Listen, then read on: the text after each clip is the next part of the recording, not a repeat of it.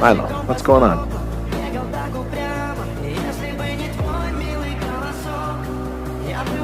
You're sick.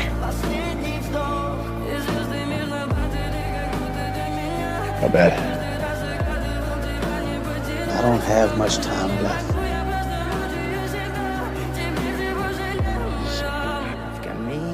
But I count myself lucky, Eddie.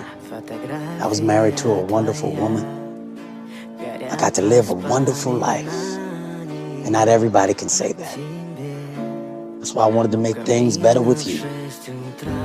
And now that they are, well, I'm happy about that too.